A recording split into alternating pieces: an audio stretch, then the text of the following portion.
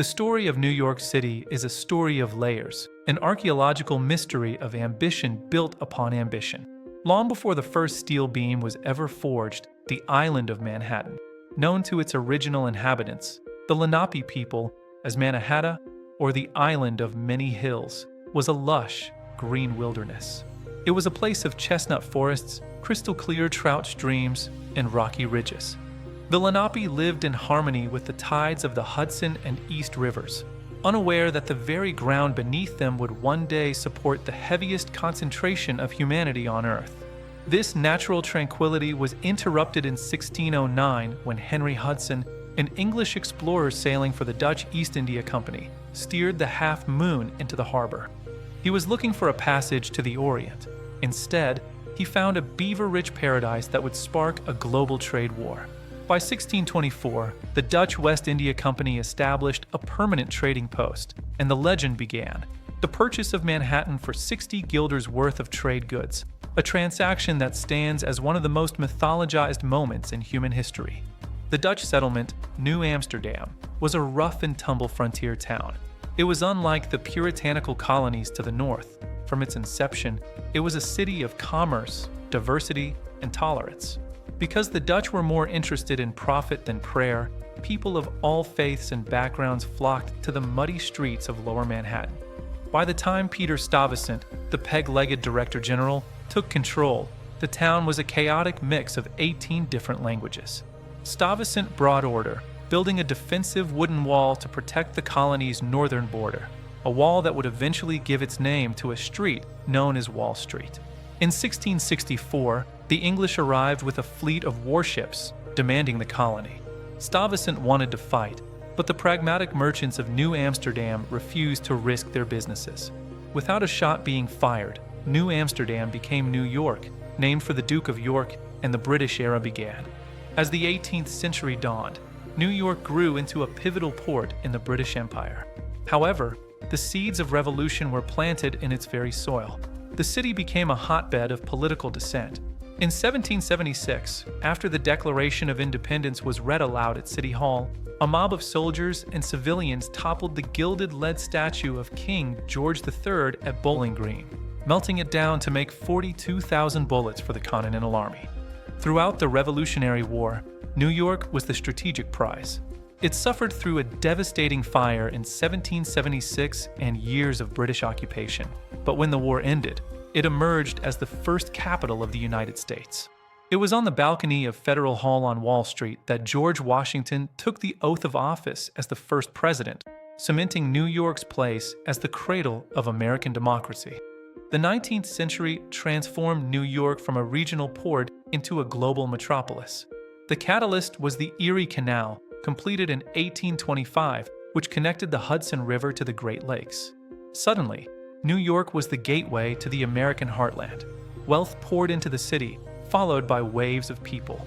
This was the era of the Great Migration. Famine in Ireland and political upheaval in Germany brought millions of immigrants to Ellis Island. They arrived with nothing but hope, crowded into the dark, cramped tenements of the Lower East Side. This period saw the rise of Tammany Hall, a political machine that ruled the city through a blend of corruption and community service, led by figures like William Boss Tweed. Yet, amidst the poverty, the city reached for the sky.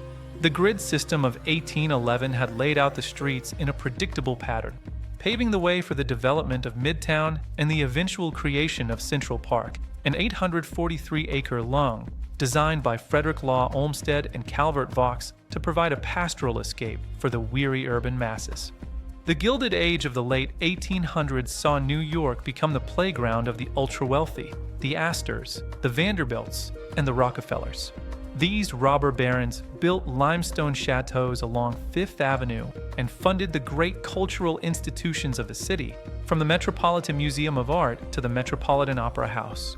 This was also the era of the Great Consolidation. In 1898, the 5 independent boroughs, Manhattan, Brooklyn, Queens, the Bronx, and Staten Island, merged into a single Greater New York. This political union created a gargantuan city of 3 million people, second only to London. To move these millions, the city dug deep. In 1904, the first subway line opened, a marvel of subterranean engineering that allowed the city to expand northward and outward, turning farmland in the Bronx and Queens into thriving residential neighborhoods. The 20th century was the century of the skyscraper. In the 1920s, a race to the sky broke out between the Chrysler Building and the Empire State Building. Architects competed to build the tallest structure in the world, a battle won by the Empire State Building in 1931, which was erected in just 410 days at the height of the Great Depression. While the architecture reached upward, the culture moved forward. Harlem became the capital of Black America during the Harlem Renaissance. In the smoke-filled jazz clubs of 125th Street, musicians like Duke Ellington and Louis Armstrong created a new American sound, while writers like Langston Hughes gave voice to the Black experience. Harlem wasn't just a neighborhood, it was a psychological revolution, proving that New York was the world stage for creative expression. The mid-20th century brought the era of Robert Moses, the master builder, who reshaped the city's physical landscape with highways, bridges, and public housing, often at the cost of destroying old neighborhoods.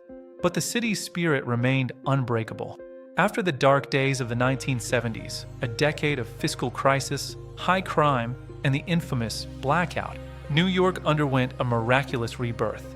The 1980s saw the explosion of the financial sector and the rise of street art culture, from the subways of the Bronx to the galleries of Soho.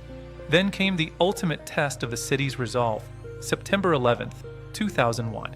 The destruction of the World Trade Center left a hole in the skyline and a scar on the city's heart, but the response was one of unprecedented unity and strength.